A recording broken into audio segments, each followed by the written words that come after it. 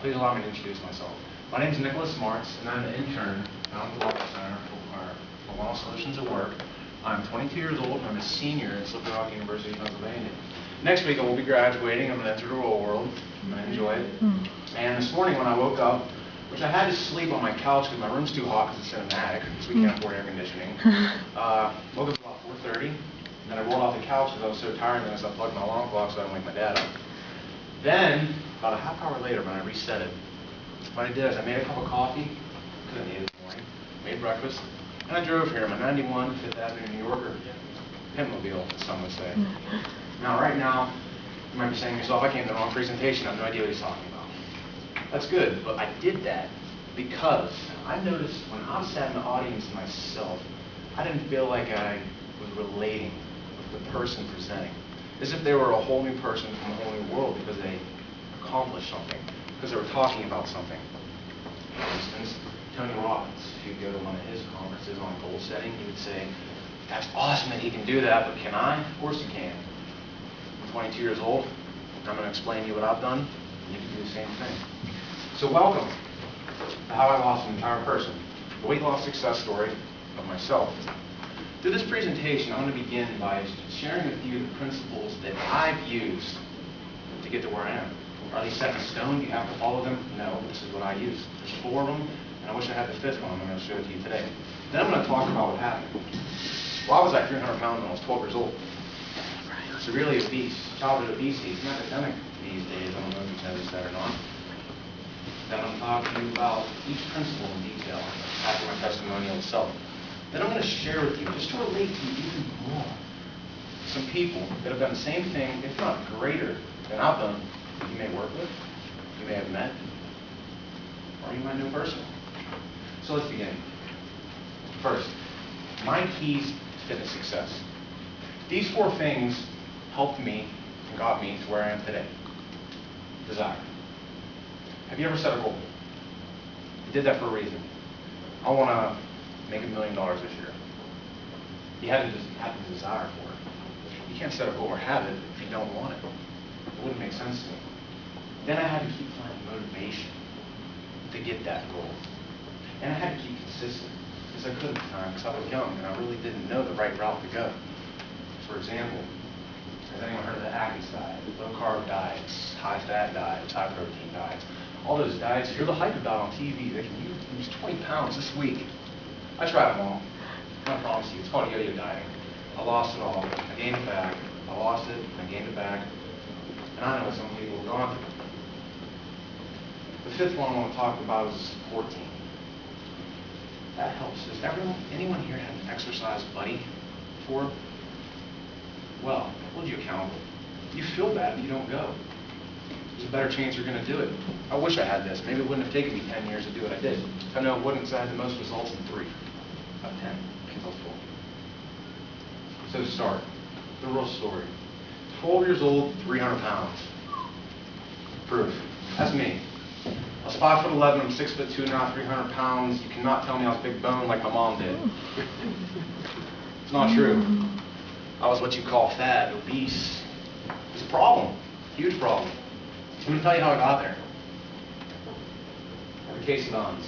Unhappy, unmotivated, unenthusiastic. When a young man is like that, that can have really bad psychological effects for the rest of your life. I'm grateful I didn't have to suffer with those. I could have been damaged. So this is the story of my life. This is what you came to hear today. I don't know why you're here, but you're taking one heck of a step. So congratulations. Leading up to the trauma.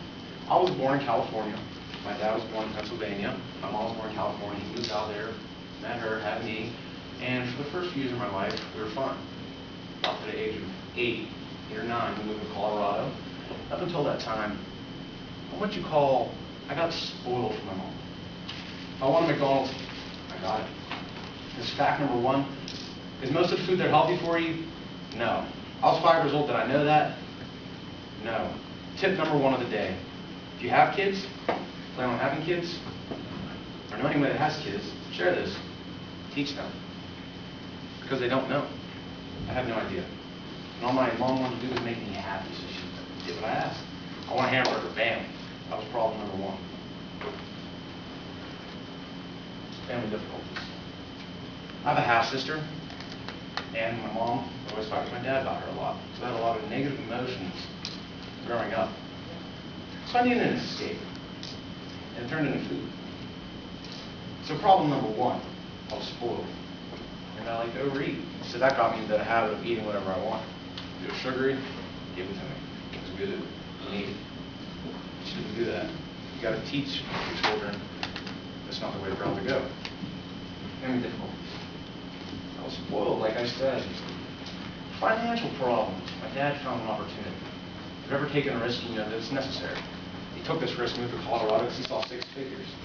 The company he got with went under. What did he do? Moved back to Pennsylvania. So I had to go through the stress of moving when I was 8, losing those lifetime friends. You may have had those. I never had those people I grew up with. And I was big. I was very large as a child. Like I said, I was 5'11" when I was 12. So I remember back in 6th grade, how honest were the kids? You know, 12-year-old now, I don't think they hold back too much. So right now, think of a negative name or something you would call someone in your head or have heard before. I probably heard it half a dozen times by the time I was 13. It's not good. Even worse, when I got in 7th grade, to school 7th through 12th grade. Imagine that. Lots of negative feelings. So my dad found this potential opportunity. The company went under, and this is how it started. Lots of problems. So what happened? Get to Pennsylvania. I'm about 11 years old. So I had these bad habits. Eating. I don't really have any friends because what 12-year-old wants to hang out with someone as you saw in that picture? No one did, so I didn't have a social group to escape to. I was homebound and I was lazy. Right off the bat, I was playing flat out lazy as a child. I didn't go outside and play. I was bound on a computer. I had no time limits on it either. So I didn't have chores. I'm not saying my parents raised me wrong. I'm just saying they fought so much. They didn't have time to think about things like this. And if they did tell me to do something, I probably didn't do it. Funny, but it's true. That was me in a sense, minus the animation. A lot of food in the wrong way. Let's see, the list of things I was teased, harassed, picked on, put down. Thought I'd become nothing in life just because I was overweight when I was 12. So what did I do? I was always big, so everyone said, are you going to play football one day?